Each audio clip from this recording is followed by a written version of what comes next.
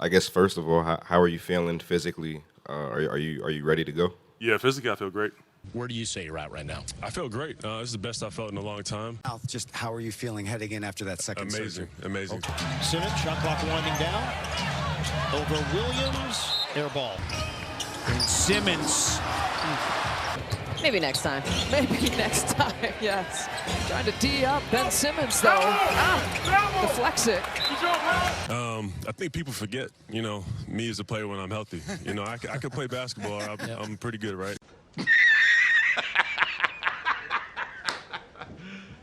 You serious? One player from the 2010s who underwhelmed severely is, of course, Ben Simmons. As Simmons at his peak what he was viewed as a future pillar of the NBA going into the 2020s, and some said a potential Hall of Famer. Michael Jordan's one of them. LeBron was one of them. Magic was one of them. I feel that strongly with Ben Simmons. Nets able to track down the long rebound, and Simmons. And I am more interested in watching Ben Simmons tomorrow night than I am watching LeBron tonight. The Brooklyn Nets, now Simmons, 2 to shoot. Simmons, reluctant shooter, and there's why. So that take right there obviously aged like milk, and for someone like Ben Simmons, even at his best, this guy was severely flawed and had no jump shot outside of 2 feet. And if you compare rookie Ben Simmons to his last year in Philadelphia, and this guy's overall game, what did he improve in?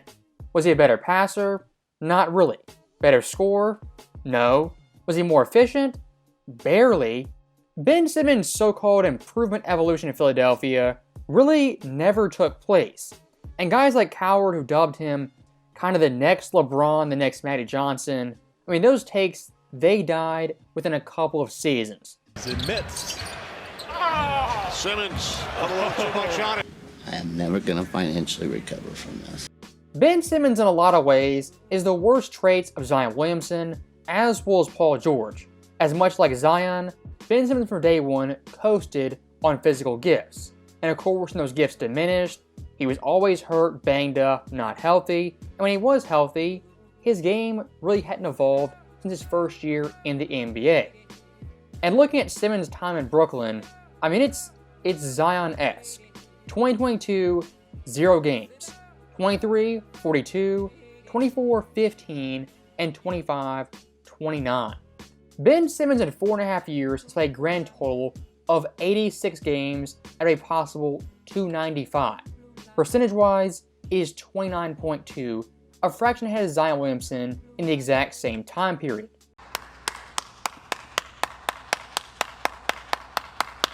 So that right there, of course, is Ben Simmons really not playing basketball, not being healthy, and honestly, not wanting to. As for Ben Simmons, he's had this nice little scam going for close to 5 years. And here's how it goes. First off, in the summer, he'll have some workout video in open gym where nobody's playing defense. He's dunking, shooting a couple of jump shots, and you're like, oh, Ben Simmons, he looks pretty good. Then, of course, training camp comes. He's saying I'm 100% healthy, I'm better than I've ever been. He sounds confident, he looks confident. Then, of course, goes out and plays, puts up a triple single, and within 2 weeks, he's hurt, injured, and done for the season. Catch you on the flippity flip. Like I said earlier, Ben Simmons is the worst traits of Zion Williamson, as well as Paul George. But of course, unlike Zion, there is no upside potential. Even a 1% chance Ben Simmons returns to all-star form, even an average NBA player's form. And looking at the Paul George side of Ben Simmons, it's quite simple. This guy, just like PG, is overpaid, entitled, and has this arrogance and ego that he's an all-time great NBA legend, when in reality, he's a glorified joke to every NBA fan. Simmons with a fadeaway jumper. Goes in. The attitude and ego of Ben Simmons compared to his playstyle production is really out of whack. And here's the bad thing. Unlike a Paul George, he's not a has-been. He's a never was. PJ back in his prime made a couple East Finals, even one West Finals. Ben Simmons' biggest playoff accomplishment is making the second round versus the Hawks in a Game 7, which of course he choked in. And speaking of that choke job, I'll never forget it, Ben Simmons in 2021-2022 used mental health to escape Philadelphia. And look, mental health is a serious thing, shouldn't be taken lightly, we all get that. But in Ben Simmons' case, he used mental health as an excuse to get traded and get out of town. Using mental health in that regard, it's downright slimy and disgusting. Because of course Ben Simmons, dealing with his quote-unquote mental health issues, had no problem trolling Philadelphia when they got bounced versus Boston in that year's postseason. So the entire mental health excuse, it's always really bugged me, and looking at Simmons' behavior post that claim, it once again proves this guy just used an excuse to get out of Philadelphia. You disgust me. My biggest problem with modern day NBA players, modern day stars, and of course with Ben Simmons, it is never their fault. It's the teammates, their co-star, the coaching staff, it's the owner, the GM, even the fans. To a lot of these players, it's never their fault. They cannot be blamed for anything. And looking at that Game 7 versus the Hawks where Ben Simmons just gagged a wide open layup, even till this day this dude will not own up to it and up to his own mistakes in the postseason. So I'm thinking he's going to come full blown, and I see Matisse going down. Matisse is athletic and get up. So I'm thinking, okay, quick pass, he's going to flush it, not knowing how much space there was. It happened so quick that you just make a read. So that's how I'm thinking. And I didn't realize how, everyone's posting. I'm like, is that big? For a lot of NBA players, athletes in general, one of their biggest problems is being surrounded by yes men who never tell them they're wrong or at fault. And for someone like Ben Simmons, of course it is on him, but the guys surrounding him just gotta be feeding into his ego, never telling him he's wrong even once. And to contrast Ben Simmons' era versus past eras, even basketball 10-15 years ago, guys back in those eras, they wanted to play and look for every excuse to get back on the court. For someone like Ben Simmons, he looks for every excuse not to be on the court. Actually, check that. All of a sudden, Ben Simmons now 2025 actually wants to play basketball, doesn't want the Nets tanking or losing on purpose. Now, is Ben Simmons some competitor who wants to play and compete? Of course not. This year for Ben Simmons, the final year of his massive bloated contract, which is 5 years, $180 million. Is very convenient. For Ben Simmons playing basketball, all it's about is making money.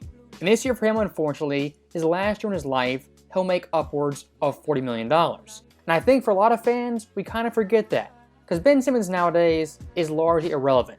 But this guy, this very year, is making $40.3 million, which ranked 27th overall in NBA salaries. The guys he's ahead of, you have SGA, the odds-on MVP, Jason Tatum, an NBA champion, Donovan Mitchell, who has the best record in the NBA, as well as De'Aaron Fox. Think about that. Ben Simmons right now makes more money than all those guys. All you care about is money. This guy making that much money being a triple single, I mean, it's the greatest heist ever pulled off in NBA history. And the great thing about this is, he's playing for the Nets. Not even people in Brooklyn care about the Nets, let alone New Yorkers. So honestly, who's going to complain? Nobody. If he was on the Knicks, the Lakers, the Mavericks, even teams like the Heat, maybe the Pistons, he'd get pushed back and slack for his massive contract and awful production. But in Brooklyn, just kind of skates by, cashes paychecks, and keeps on moving. And look at Ben Simmons last year, the amount of money he made was nearly $38 million. If you break that down by games played versus salary, Ben Simmons on average made $2.5 million per game played. Break it down by total made shots, he had 43. Money-wise, at over $500,000 per basket. And per minute, it's even more astounding. This guy on average made $100K per minute just last season. If you're going to talk the biggest problems in the NBA, it starts with people like Ben Simmons getting paid boatloads of money to not even suit up and play basketball on a weekly basis. As always, thank you guys for watching. Hope you enjoyed it. I'll see you next time.